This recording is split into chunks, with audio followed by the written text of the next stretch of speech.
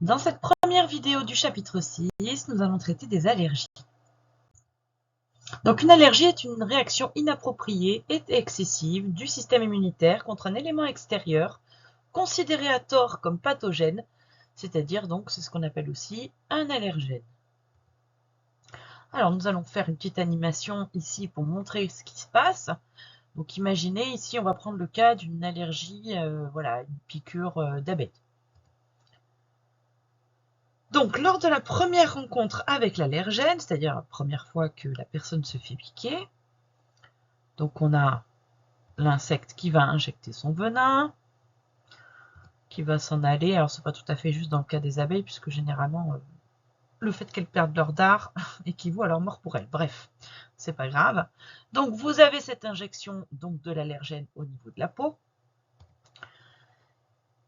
Évidemment, on va avoir une réaction classique, c'est-à-dire des mastocytes vont venir sur les cellules qui sont en détresse, liées, enfin en tout cas leur déplacement est lié à des chymokines, évidemment, comme d'habitude, avec une réaction inflammatoire plutôt classique, avec un gonflement à l'endroit de la piqûre, et puis des phagocytoses de l'élément en question, du venin, et puis le déclenchement d'une réaction adaptative. Et c'est là que tout se passe, en fait, si on a des prédispositions génétiques. Il se trouve qu'on risque d'avoir des plasmocytes qui vont avoir des anticorps qui sont adaptés, en tout cas qui reconnaissent ce venin. Et ce n'est pas n'importe quel anticorps, ce sont donc des anticorps ou immunoglobulines particuliers qui s'appellent des immunoglobulines E, des IgE.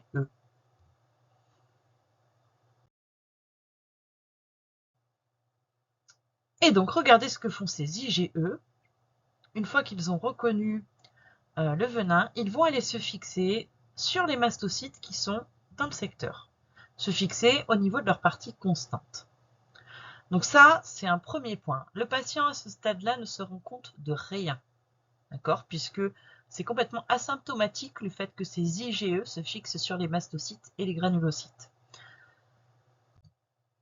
Seconde rencontre avec l'allergène. Donc on se rappelle que les mastocytes maintenant sont plus comme avant, ils ont des IgE fixés qui reconnaissent ce venin d'abeille. Donc nouvelle piqûre, et là, tous les mastocytes qui ont eu les IgE fixés à leur surface, donc qui forment un complexe humain entre l'IgE et l'allergène. Alors là, sur ma petite animation, il aurait fallu que je montre les mastocytes qui vont se fixer sur le venin. Bon, c'était compliqué d'en mettre plusieurs dans ce cas. Mais de ce fait, il va y avoir une conséquence très très importante. C'est que toutes les petites granules que contiennent les mastocytes, tous les petits points, ce sont des petites vésicules qui contiennent, je vous rappelle, de l'histamine. Et le fait qu'il y ait ce complexe humain entre les IgE des mastocytes et le venin, à ce moment-là, ça va provoquer une dégranulation massive des mastocytes, c'est-à-dire que toutes leurs petites vésicules vont se vider en même temps, et donc vous allez avoir un apport d'histamine très très important. Et vous connaissez, avec le chapitre précédent, les conséquences de l'histamine. Donc, de ce fait, on va avoir une inflammation qui va être disproportionnée. Et si en plus le venin ou l'allergène en général, puisqu'on a parlé du venin, mais c'est le cas pour les autres allergènes, est injecté et se diffuse dans l'organisme, il faut imaginer que la réaction va se produire sur tout l'organisme et sur plusieurs organes, évidemment. Les conséquences de tout ça. Donc, c'est ce qu'on appelle un choc anaphylactique qui va être de différents grades. Certains sont plus des urgences que d'autres. Les premiers grades, donc il y a 4 grades qui vont de 1 à 4, sont moins urgents que les derniers, évidemment. Donc, dans un premier temps, on peut avoir des symptômes cutanés avec un urticaire plus ou moins généralisé. C'est-à-dire un urticaire, ce sont des plaques rouges, c'est ce qu'on appelle aussi un rash, c'est-à-dire, voilà, on voit la peau qui devient rouge, qui fait des petits gonflements, voilà. On peut avoir des symptômes respiratoires, rhinite, asthme et difficultés respiratoires, plus ou moins graves, à ne pas confondre avec le simple rhume des foins qui généralement ne donne pas de choc anaphylactique. Hein, puisque la terme de choc anaphylactique veut dire que ça devient généralisé sur l'organisme. C'est pas affecté juste à un seul organe. Et puis ensuite, des symptômes multiviscéraux, c'est-à-dire qui concernent plusieurs viscères, plusieurs organes, sévères. À savoir l'œdème de Quincke, qui est un gonflement généralisé, qui malheureusement va aussi entraîner le gonflement des parties respiratoires et entraîner des grosses difficultés respiratoires.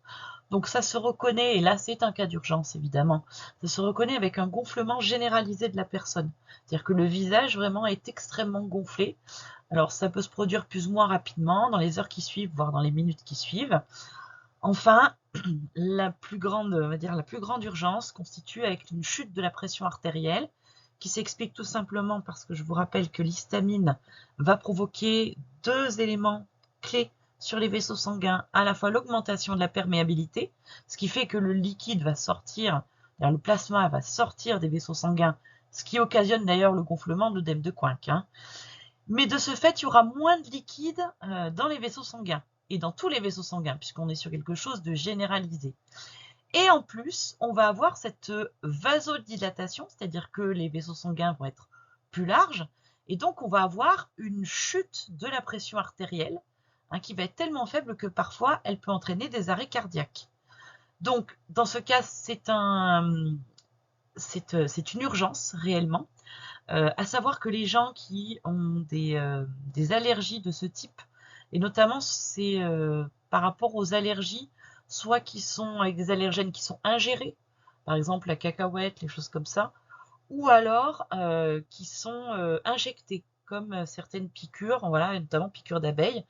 Et les personnes donc, qui savent qu'ils sont allergiques ont un traitement d'urgence qui est constitué d'adrénaline qui, à forte dose, va entraîner des effets contraires à l'histamine, à savoir une hypertension et une vasoconstriction, c'est-à-dire une constriction des vaisseaux sanguins qui va essayer donc de rétablir une certaine normalité et limiter la chute de la pression artérielle, voire la rétablir.